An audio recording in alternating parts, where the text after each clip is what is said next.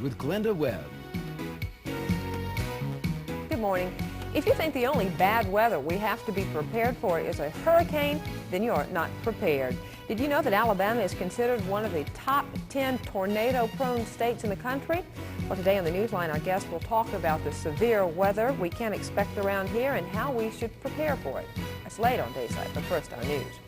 There was another fatal fire in Mobile this morning. This one, too, claimed the life of an elderly woman, 59-year-old Ramoni Hoppy. Her 65-year-old husband, James Hoppy, was seriously injured in the blaze, and he's listed in guarded condition at the USA Medical Center. The fire started around 3 o'clock this morning in the couple's mobile home on Dolphin Island Parkway. Firemen suspect the blaze was caused by a portable electric heater. The couple owned Hoppy's fishing camp in South Mobile. Early yesterday morning, a fire in the Trinity Gardens area of Mobile took the life of 81-year-old Elizabeth Chastain. The jury began hearing testimony this morning in the bribery racketeering trial of a former Mobile Circuit Court judge, a suspended district judge, and 3 others.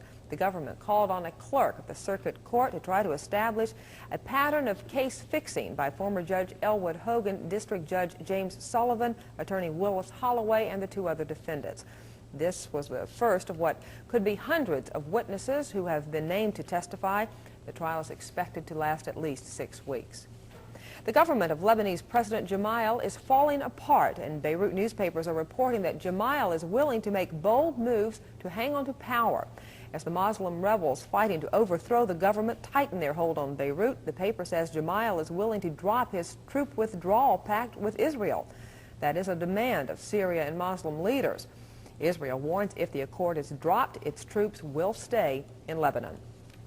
Lebanon is the reason for an emergency meeting of the United Nations Security Council today. The 15-nation panel is considering a proposal to replace the multinational peacekeeping force with a UN contingent, but indications are the proposal will be rejected. Vice President George Bush is in Paris now, a stopover on his way home from the funeral of Soviet leader Andropov. Bush stopped in Italy last night, where he met for 65 minutes with Pope John Paul II. It was the first time a top-ranking American official had met with a pope since the U.S. and the Vatican reestablished diplomatic ties. Bush said his talk with the pope centered on peace in general. Bush also talked about peace with the new Soviet leader, Chernenko, before leaving Moscow, but news accounts in the Soviet Union today say the new Kremlin chief is re-emphasizing Moscow's insistence that new NATO missile deployment be stopped. A 6-year-old Texas girl received a new heart as a Valentine's Day present, but little Stormy Jones also received a new liver. The doctors who performed the double transplant operation in Pittsburgh say it's the first heart-liver transplant. They said the girl had life-threatening levels of fat in her blood. She's in critical condition today, but doctors say that's normal after such a serious operation. It's also expensive, and sometimes fundraisers are held to raise money for these sorts of transplants. If you get a celebrity to host a charity fundraiser, it could cost you more than the celebrity helps to raise. At least that's what Paul Harvey questions in this commentary. I make a suggestion that may save you some money and some embarrassment. If you're planning a fundraising for a charity, I know that planners are always hopeful some celebrity will attend free, but watch it, because frequently, after the ball is over, after the celebrity has gone, so has most of the money that the sponsors had hoped to collect. I remember a charity benefit in Chicago in 1980, for which a celebrity guest had agreed to attend free except for expenses. Now, whether the guest made the gesture to harvest fringe benefits, such as media attention, identification with good works, that's not for us to judge. But he hosted a lavish party in his hotel for his entourage and friends, which ended up subtracting from the host charity $60,000. So remember, when the invited guest asks for expenses, you specify a limit to those expenses. Diana Ross sought to raise money for Central Park, and expenses exceeded the take.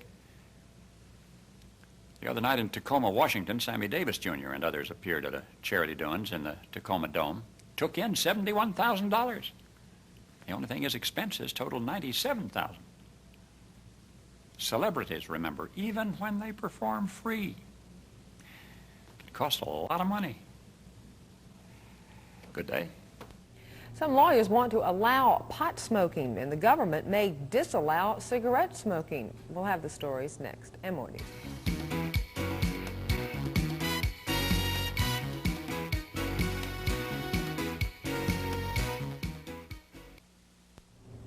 Betty Crocker's Super Moist White Cake Mix is being taken off grocery store shelves in Alabama because the product contains dangerous levels of the pesticide EDB. Betty Crocker is voluntarily recalling the cake mix stamped with the numbers E305Y. Meanwhile, the federal government now proposes to use radiation instead of pesticides to kill insects in fruits and vegetables, and Robert Hager has the story. The Food and Drug Administration proposal would allow fruits and vegetables to be exposed for a few minutes to radioactive cobalt before marketing. The process, called irradiation, kills insects and bacteria, so it's a more expensive substitute for the pesticide EDB, which is being banned. The process also keeps some foods fresh days longer, but too much radiation can change the flavor. Government scientists say the process is safe, that it's physically impossible for the food to pick up any of the radioactivity. Most consumer groups agree, but may demand that treated food at least be labeled so consumers can tell. The FDA proposal won't be finally approved for months, but in the meantime, some emergency irradiation may be permitted where the process can substitute for treatment with EDB. Meantime, research continues into higher levels of irradiation, which appear to produce even more startling results. Trichinosis can be eliminated from raw pork. Fish and shrimp can be kept fresh for weeks. And the Army has kept chicken and beef fresh, even though not refrigerated, for 5 years. The FDA is investigating to see whether these higher levels of irradiation would also be safe. Robert Hager, NBC News, Washington. One of the touchiest subjects in the aviation industry concerns smoking. Should it be allowed on airlines? The Civil Aeronautics Board has been wrestling with the issue for years, and now it's trying to figure out exactly what to do. Within the next month, the CAB may decide whether or not to impose, for the first time, a ban on smoking on flights that last less than 2 hours. Some lawyers think it should be legal for cancer and glaucoma patients to smoke marijuana. The American Bar Association has endorsed federal legislation that would make it legal to use marijuana as treatments for those patients. But several bar members objected to the endorsement, saying it would tarnish the image of their organization. Many of us are involved in automobile accidents at one time or another, and just because a long time passes before you hear from the person you hit, don't think the matter is closed. D. Michael Tompkins explains the statute of limitations. You've had an accident. True, it was only a little accident, but the car you hit now has a crumpled fender, and it was your fault. You go home and wait. Nothing happens. No bill from the auto body shop, no nasty letter from the other driver saying, pay up or else. Nothing, absolutely nothing. No news is good news, right? So you figure that's that, and you forget the whole thing. Almost 3 years later, on the 1,094th day, a process server shows up and serves you with a summons and complaint. You're being sued. The other driver wants you to pay for fixing his fender, and he wants you to pay for court costs and his attorney's fees. Can he do this after such a long time? Sure he can. If the statute of limitations for a civil action like your car crunch is 3 years, he has all that time to make up his mind. The statute of limitations specifies when a lawsuit can be commenced. It varies from state to state, of course, and according to the type of case. Murder, for instance, has no statute of limitations at all, and therefore charges can be brought at any time. But for other cases, a matter has to commence within this period of time, or it's too late, forever. So next time you get in an accident and think you can breathe easy, when you don't hear anything, think again. Buy a calendar.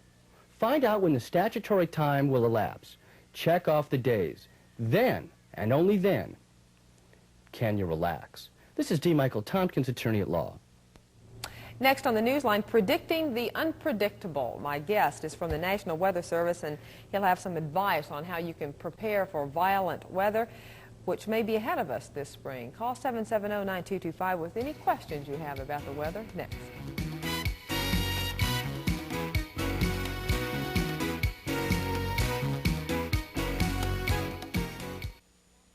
Along the Gulf Coast, mention weather preparedness, and you probably think of boarding up your house in preparation of a hurricane.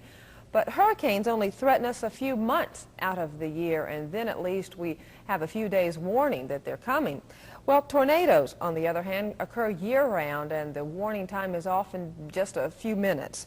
And that's why there are so few pictures of tornadoes. But the cameras were rolling on April 4th of 1957 when a twister touched down west of Dallas, and it's on this TV10 time capsule. April 2nd, 1957, just west of Dallas, Texas, a tornado begins to twist its way toward the city. The first warning is the sight of it.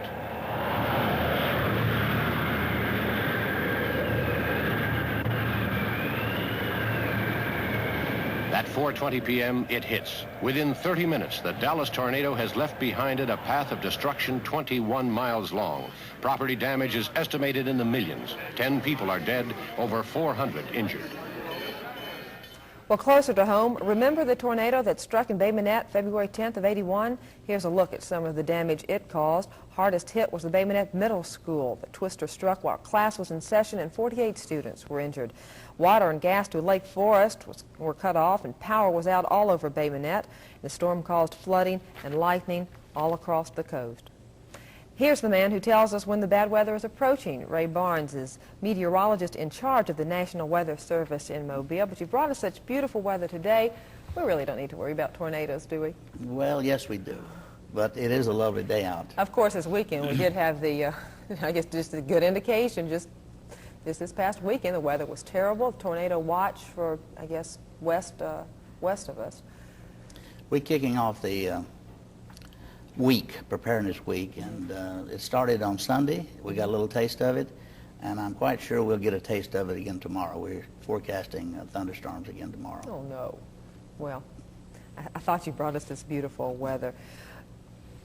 Can you tell us then, I mean, I know you can't tell us if tornadoes are going to come, but how bad are tornadoes, and should we really worry about them more than hurricanes? Well, yes, because as you said earlier, they're more difficult to forecast. We can prepare for hurricanes. We can prepare actually days in advance. But a tornado is a short period thing, and it's impossible to forecast where a tornado will hit. Are there certain times of year, certain times of day that are Right. more prevalent? The spring of the year is the most active tornado season. We'll have a slide on that a wee bit later. And the time of the day, mostly, the majority, I should say, of them is in the PM. Okay. We're going to see some. We don't get a lot of videotapes, but I think you brought us some of these slides, maybe pictures too. Yeah, this is the March of the tornado season. In other words, in January, February, and March, down in our area, this is the most active time. And then in April, May, and June, you notice it moves up to the northwest. And then we have in July, August, and September, it's the area that extends over to the eastern part of the United States, through the Midwest, and into the Dakotas. I guess because of the Wizard of Oz, I just think, Kansas is what they get all the tornadoes. Well, Wizard of Oz and that sort of thing, but Kansas does get a lot of tornado activity, and the tornadoes are such that you can see them. They're not like the tornadoes that we have here along the coast. Ours are hidden by the rain and clouds mostly, whereas up in the Midwest, Kansas, Nebraska, you can look out and see them coming. Oh, right. I guess I hadn't thought about it. Hidden by the buildings. Not all of the tornadoes are killers, though. Oh, no, thank goodness. There's only about 2%. The other 98% are damaging and what have you.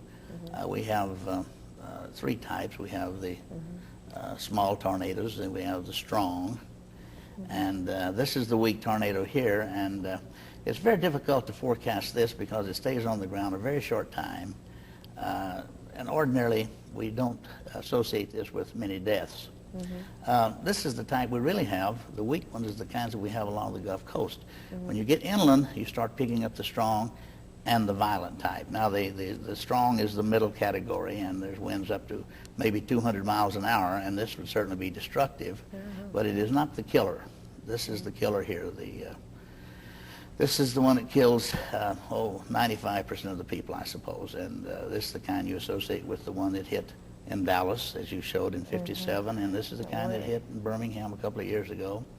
Even more near that, but in the distant past, the town of Purvis, up just outside of Hattiesburg, was hit by a storm in 1908, and over 100 people were killed in that small city. Remember the tornadoes up through Louisville in Kentucky. The Xenia, Ohio. Oh yes, Louisville.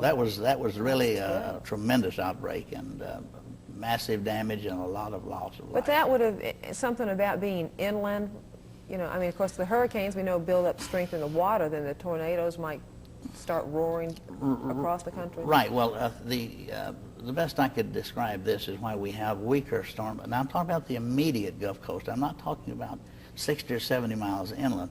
There's something about the atmosphere along the Gulf Coast that dampens, and we do not get the violent killer type tornadoes. We get dangerous tornadoes. They will kill, but it's not the real violent type. Okay. Let's get to our callers then, please. Go ahead, please. Yes, I have two small children, and we live in a house, and I've always been petrified of tornadoes. When you see one, what do you do? Do you go and lay down in the hall, or do you go out and grab onto a tree and hope for the best? Well, you should stay in your home. You should get into the center of the home if possible. Do not stay near windows or doors. The bathroom is a nice place to go, and take something to cover your head, because that is the most vulnerable part of your body. In the past, we've talked about opening windows to release the pressure and that sort of thing, and that is no longer valid. Simply center of the house, and if you're in a two-story house, certainly the bottom floor. So all the windows can be closed, and we don't have to worry about Absolutely. having windows on one side of the house open or something. That's true. Do not be concerned with the windows if a tornado is sighted. It won't explode like Right. Dorothy's house. That's did true. Or whatever. But then it also probably wouldn't be that big tornado that you saw. It might be one of those smaller ones that would touch down, and then, of course, the damage, if it hit the house and the roof fell in, then Oh, yes, we do have tornadoes, I said, along the coast. I'm not denying that. But the type that we have, I'm not trying to underplay, but it simply just isn't here as it is. But these would skip around more than those big ones that might plow through an area. Oh, yes. Like you said in Dallas, 21 miles. That's correct. And in the past, they've had storms that's been on the ground for 200 miles. These are the killer type, killed 200 and 300 people. But then that, it kind of makes it scarier for us, not knowing where these little twisters are going to touch. Well, they're down, impossible. hopping around. They're more difficult. That's very true. And as I said, I know you noticed that we only warn for about 1 hour. And the reason for that is because we have to stay on top of it. If it continues on down, we go on upstream and get with it. Okay. Do we have the caller on still? Yes, Go ahead. my sister was in the tornado that hit Texas, and she said it sounded like a swarm of bees. Are there a certain sound that is associated with the tornado? Well, the sound associated would be the wind blowing, and I've heard it described as a roaring train, interstate highway, and did you say bees? I guess buzzing. I suppose that could be, but it is... Big swarm of bees. Right, I a guess. large swarm, but that would be, it's the wind is what causes the noise. There are other signs that, any signs that we might know when a tornado might be approaching? Well, along the Gulf Coast here, in your listening area, the type that we have is always associated with, heavy, heavy thunderstorm activity. And we ordinarily have a good handle on this. For instance, we're talking about what's going to happen tomorrow. We've got this front that'll be moving through here, probably late tomorrow, and in front of that will be what we call a squall line. And this squall line, in turn, will trigger off thunderstorms. Now, the intensity of those thunderstorms we don't know at the present time. But as the storms get more near and we get a handle on the thing, we will be able to, our forecast center in Kansas City may come out with a severe thunderstorm watch or a tornado watch, which simply means that the potential for severe thunderstorms and our tornadoes is there. So just be on the lookout. yes, in other words, a watch simply means the potential is there, so be alerted to it. But we put out a tornado warning, that means a tornado has actually been sighted. So that's the bottom line as far as alarms are concerned. Is that cited by whom? Someone in the Weather Service or the state troopers? Right, exactly. We have a network of people who call these things in, and we have a lot of people who call them in when they're not there, of course, but we do have a network of spotters, and also the state troopers, sheriff's department, city police takes care of this for us. And we have radar, and there's certain index on a radar that will tell us if this is really a severe thunderstorm, and sometimes we get the hook, the classic hook, but it doesn't always mean, because you get a little hook on the radar screen, the echo doesn't necessarily mean a tornado. Callers, bear with us and hold for just a second, but we get a lot of calls here from people who say that they've spotted a tornado, and of course we don't know unless we get confirmation from you. How, are there lookalikes of these people maybe not really seeing a tornado? This is one of the truly hard parts of the National Weather Service jobs, because this is a judgment thing, and we have to, any report that comes in, we have to look into it. But sometimes we can jump on the radar immediately, and we can say, no, that this was not a tornado. Okay, what would this be that looks like the sky? Oh, my goodness, I can't depict what that is. Would there be different things, just different cloud conditions here? And our monitors are pretty bad. Maybe at home, too, you're having trouble. The thing is, if we have a tornado in this area, it's going to be associated with probably heavy rain, frequent lightning. What would that be? Yes, well, no, that's a look-alike there. That's just an appendage hanging down from the cloud. And notice that the base is spread out so much, and this is not really a classic picture of what would be a tornado. However, I might mistake it myself. I mean, to be perfectly frank with you, don't take any chances, but that is not a tornado. Right, but that's what some people might Right. call it. Okay, caller, if you're still there, thanks for waiting. Go ahead. We'll take our caller now. Go ahead, please, when you hear me. Yes, I live in Athens, Alabama, and I was just wondering if it would be more likely, when we have thunderstorms, it seems like it's worse here than it is in the city. Would it be more likely that a tornado would hit us because of the wooded area than it would be to hit in the city? Negative on no, indeed. That's not true. There's nothing that attracts a tornado. I'm referring to the wooded area or city. Are we in for a bad year this year? No, but we can expect to have probably 1,000 of them, and that's about the average. And we'll, on an average, unfortunately, we will lose maybe 100, 125 live. Now, this is on the average, and but we will not have. Other words, when you stop and think, for the complete year and the size of the United States, only to have 1,000 tornadoes. In other words, they're not a phenomenon that hits you every afternoon. First, I thought you meant here, though. We also worry about lightning. That's the killer. I would like to emphasize. More so here then? Oh, yes. A matter of fact, about 125 people are killed each year by lightning, and the reason that it doesn't get the publicity that tornadoes or hurricanes or floods get is because it's generally one person, or you know what I mean, maybe two people. And truly, the killer, really a killer is the lightning, and we'll lose people in Alabama this year, I'm quite sure. Is that then when you issue the severe thunderstorm warnings that we'll put on, is that the main reason for that, because of the lightning that might be associated with it? No, it's associated with, there's several things that'll kill you. One would be the wind, of course, which is the tornadic winds or the severe thunderstorm winds. Two would be the lightning, and three would be the flooding, and even the hail associated with it is very damaging. Okay. Well, while we're talking about the weather, we might as well let you tell us what the weather forecast is going to be. I normally do that, but since this is the man who gives us the forecast, we're going to let you play Bill Evans and be our weather forecast for us. Okay, in a minute, but we're going to take a break first, and we'll be back as part of our weather preparedness, severe weather preparedness weekend. Is that that's correct? The correct title of this week. Okay, so stay with us, and we'll be back with Ray Barnes. We'll have your weather forecast.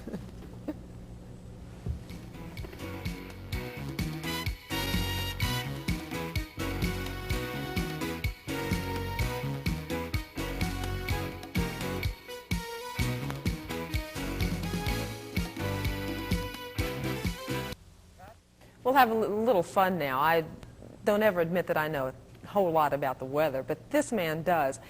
We're having a gorgeous day today, I can tell that. But what will our weather be like, Mr. Barnes? Well, the current conditions out at the airport is temperature 67 degrees. The humidity, the relative humidity, 36%. Your pressure is 30.14 and rising. Wind southeast, that's from the southeast, 14 miles an hour. And the weather itself is partly cloudy. Okay, now we're throwing something in on you don't know. We had this little weather watch map to show it's clear, and I see those thunderstorms then over to the west, I guess, on Mississippi. You think that might be coming our way then? Not today. Late this evening, early tomorrow morning at the earliest.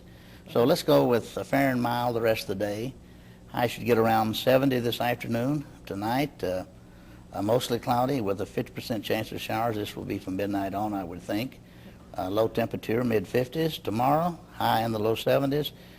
Mostly cloudy or probably cloudy all day with an 80% chance of rain. Okay. Hey, Bill Evans better watch out. You're going to get his job. Thanks a lot. We're out of time. Bill Evans will have more on emergency preparedness week. Thank you, Ray Barnes from the Weather Service. We're out of time. Goodbye. Okay. We'll see.